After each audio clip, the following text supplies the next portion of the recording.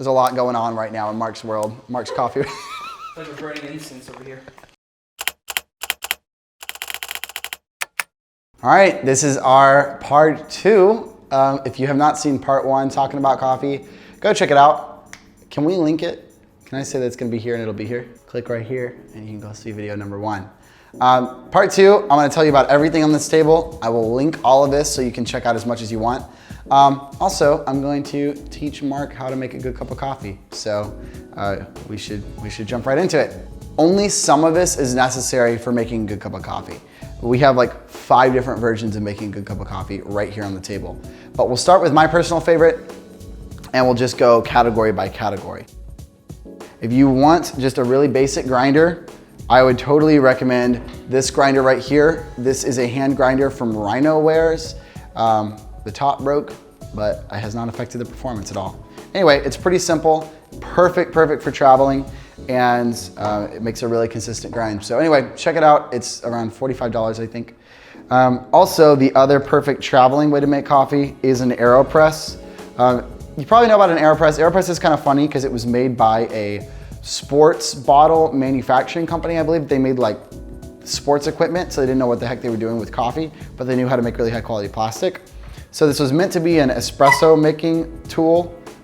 It could never do that, but it makes a really interesting cup of coffee. So AeroPress is perfect for travel.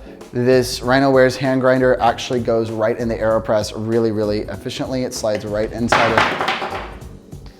I would highly recommend this setup. I believe it's about $70 or $80 together. So if you want a good travel setup, check that out.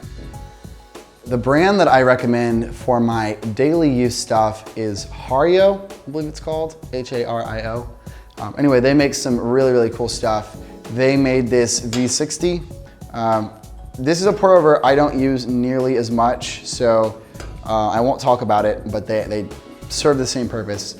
But this is a Hario V60, as well as a just a glass pitcher for the V60. And then we also have this gooseneck teapot for the V60 as well. So they all perfectly work together. They're all pretty expensive. They're definitely not cheap, but they are the best at what they do. So this thing I absolutely recommend. It makes the cleanest cup of coffee that you can find. It is absolutely what I use on a day-to-day. I make a cup of coffee with it almost every day. Whereas the AeroPress is a little dirtier and grittier and stronger.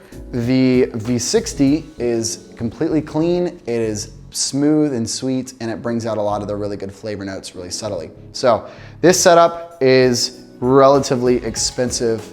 My guess is around $100 for everything, for all 3 of those pieces. I could be wrong about that. Again, it'll all be linked, but check that out. My daily grinder is a really nice grinder. I splurged a little bit on this thing. It is hands down the best grinder for its price range. You have good grinders that go all the way up into $3,000, $4,000. So for this $100-ish category, the Baratza Encore is far and away the best thing that you can buy. I'll just show it right here. This is what it looks like. This thing is awesome. I am still debating if I'm gonna get rid of this in the van or not. It's gonna be painful if I do. But the blades on this really don't wear out. It's just fantastic, and probably the next best level up from that hand grinder. So if you wanna go cheap, check out the hand grinder. If you wanna go a little bit more expensive, check out the Baratza Encore. So my daily setup includes the Encore. It includes the V60 with the other accoutrements. And then obviously this little scale. You can buy whatever scale you want. I have no particular attachment to this scale at all. There are actually some scales that are even cooler that have a timer on them as well.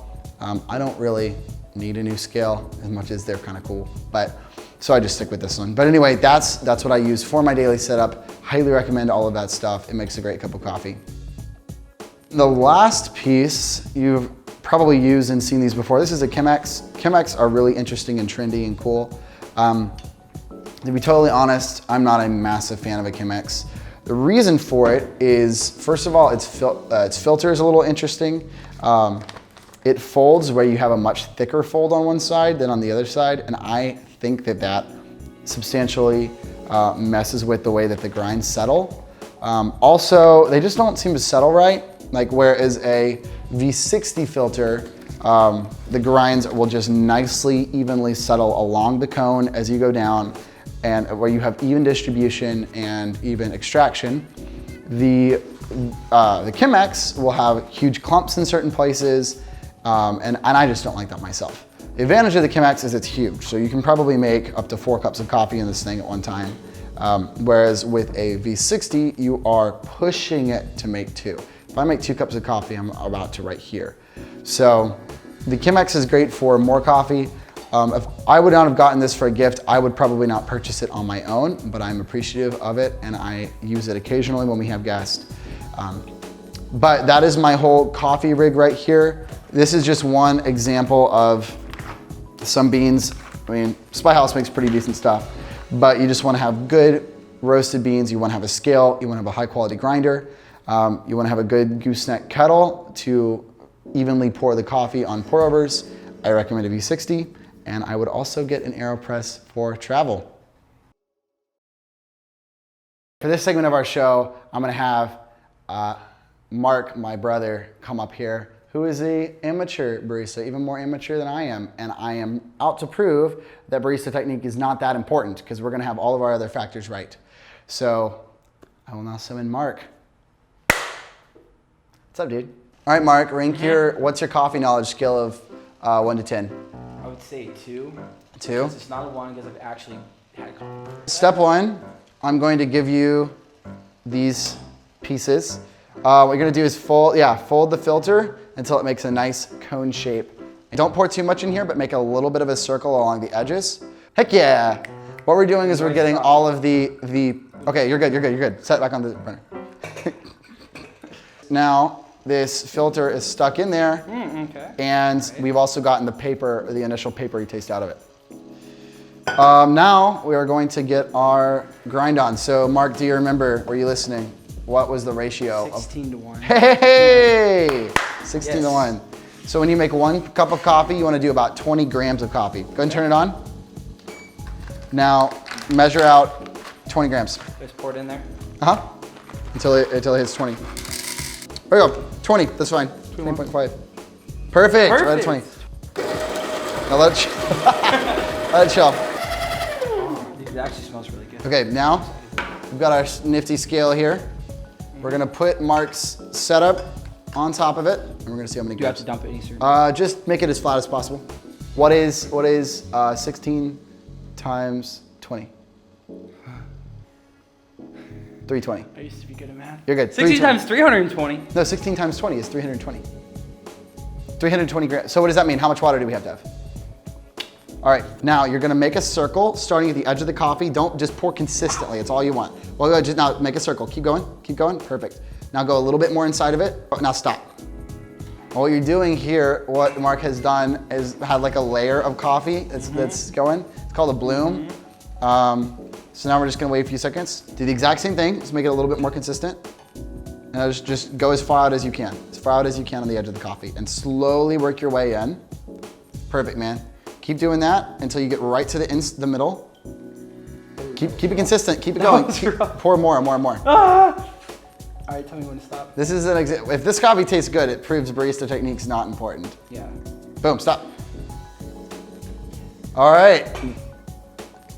Up top, brother. Thank you. Mark, are you ready to taste your first pour over? I'm scared. Pour that sucker in. Oh, beautiful. All right, it's gonna be hot. No, I don't like hot coffee. Uh-oh, you're about to like hot coffee. Oh, my tongue's about to burn. Don't, cheers. I'm not the expert. But There you go. That is a really confusing demonstration. it's hot, but it's good. All just to prove my point that it doesn't matter how good you are with your barista technique or bad you are. Fair point. We hope you enjoyed this video though. Thanks for sticking with us. Everything I've talked about is linked below. So if you do buy it, please let me know what you think and if you enjoyed it. If you have more recommendations, please give them to us.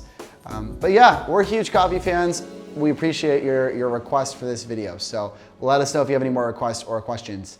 All right, see you guys later. Later.